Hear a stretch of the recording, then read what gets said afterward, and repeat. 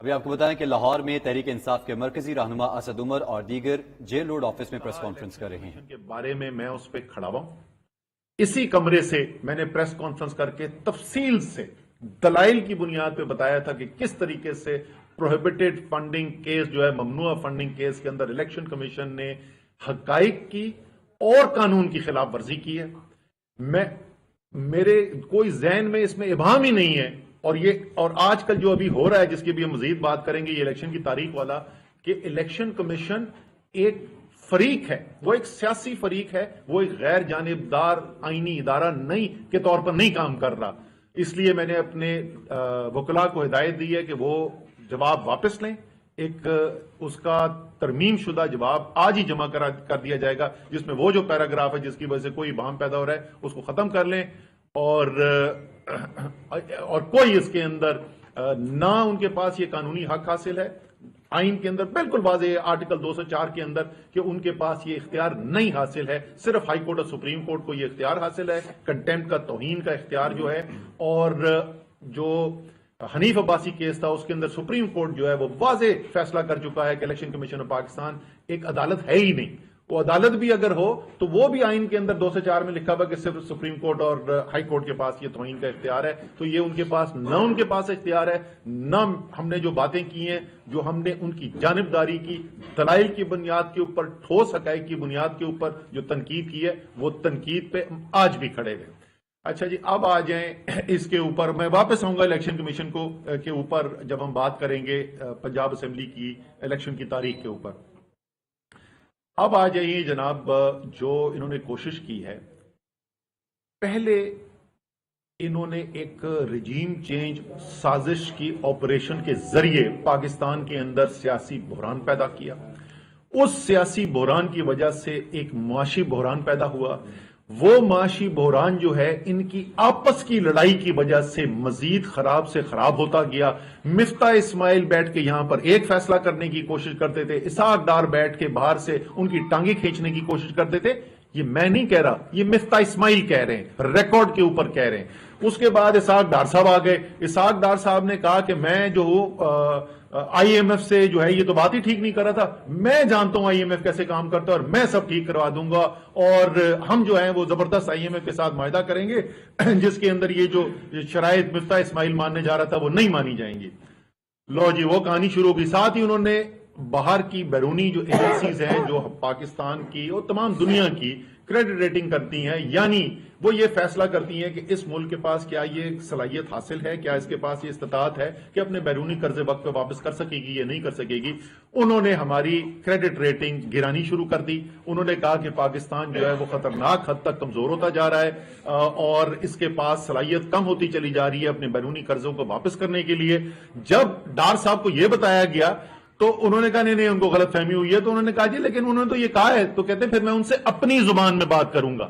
وہ اپنی زبان میں جو بات کرنی تھی اور جو انہوں نے آئی ایم ایف کو سمجھانا تھا اس کا نتیجہ یہ نکلا کہ کل فچ جو ایک 3 جو دنیا کی بڑی کریڈٹ ریٹنگ ایجنسیز ہیں اس میں سے ایک ہے, اس نے پاکستان کے قرضہ دینے کی صلاحیت کو مزید گرا دیا ہے اور ایک نہیں 2 سٹیپ سے نیچے گرایا ہے. اور اس وقت وہ ایک انگریزی میں اصطلاح ہوتی ہے جنگ بانڈ, اس کو آپ یہ سمجھ لیں کہ وہ جو قرضہ ہے وہ ایک ردی کے کاغذ کے برابر حیثیت رکھتا ہے اس وقت پاکستان کا جو باہر کا جو قرضہ لے کر بیٹھے میں جو قرضدار ہے اس کے پاس جو پاکستان کے کاغذ ہے.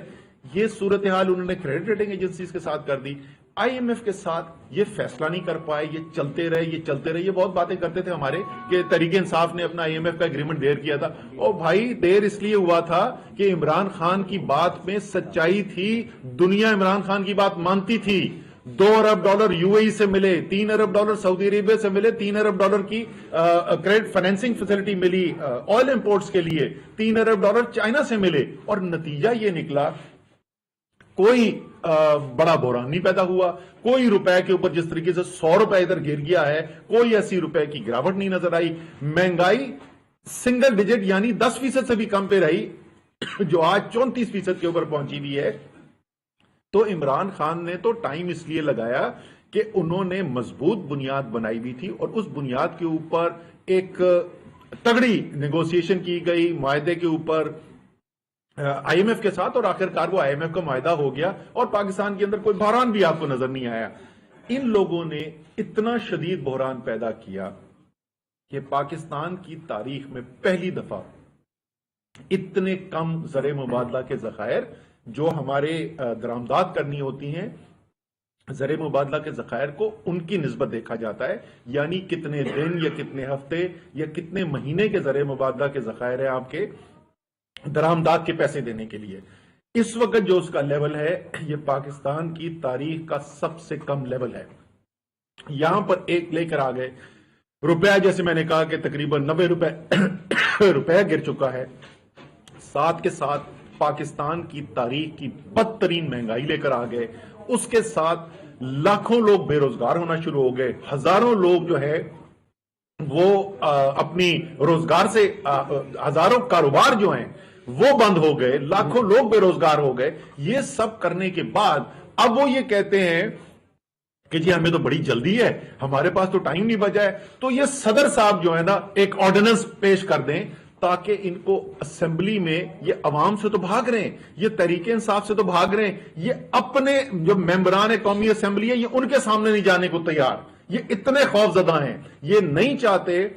आइन के अंदर वाज़ेह लिखा हुआ है कि आप जब बिल पेश करेंगे, मनी बिल जिसको कहा जाता है, यानी जिसके अंदर नए टैक्स लगाए जा रहे हैं, उसके लिए जिस दिन वो मनी बिल जो है वो कौमी असेंबली में रखा जाएगा, उसके साथ साथ वो सेनेट में भेजा जाएगा। 15 दिन कम से कम दिए जाएंगे सेनेट को कि वहां पर बहस हो और उसकी सिफारिशात आएंगी, और उन सिफारिशात को देखने के बाद कौमी असेंबली के अंदर वोटिंग हो सकती है और उस बिल के ऊपर फैसला हो सकता है।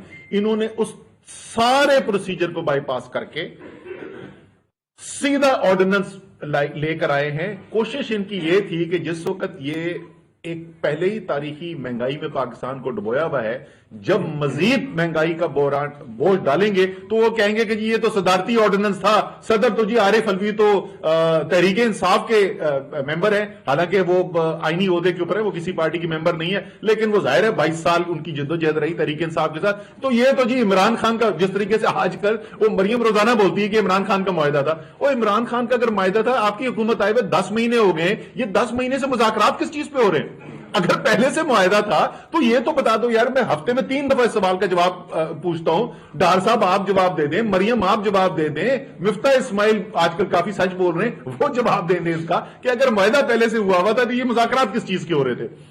तो मुआहदा जो है उसमें ताखीर इन्होंने की, गलत फैसले इन्होंने किए, अवाम के ऊपर बोझ इन्होंने डाला, और अब ये चाहते हैं कि आईनी तरीकेकार से भागकर फरार हासिल करके एक ऑर्डिनेंस के जरिए छुप छुपा कर मजीद इसके ऊपर बोझ डाल दिए जाए। और मेरे ख्याल में सदर साहब ने बिल्कुल ठीक फैसला किया है कि उन्होंने ये इनको एडवाइस दी है और वापस भेज दिया है कि आप जो है ये असेंबली के अंदर इस बिल को पेश करें। दूसरी, अगर इसी से आप देखें इसको किस तरीके से ये जुड़ी हुई है, एक मजमूई तौर पे सूरत हाल क्या हमारे सामने आ रही है, क्योंकि एक साजिश के तहत हुकूमत बदली गई, वो साजिश जो है वो बेनकाब हो गई, पाकिस्तान जो है इनके खिलाफ खड़ा हो गया। तारीख के अंदर जिस तरीके से किसी लीडर के साथ पाकिस्तानी कौम नहीं निकली, वैसे इमरान खान के साथ निकल आई। जो इलेक्शन हुआ उसमें 75%, 80% सीटें तहरीक इंसाफ जीत रही थी। उसके बाद हमने असेंबलियां तहलील कर दी, इन्होंने कहा ये कर नहीं सकते, हमने असेंबलियां तहलील भी कर दी। अब आइन के अंदर वाज़ेह तौर के ऊपर लिखा हुआ है कि 90 दिन के अंदर इलेक्शन कराने, कोई उसके अंदर इमाम है ही नहीं। उसके बावजूद 31 दिन गुजर गए हैं पंजाब असेंबली को तहलील हुए हुए, आज तक तारीख नहीं दी गई है। यानी सीधा सीधा आइन से इनहराफ करने की कोशिश की जा रही है।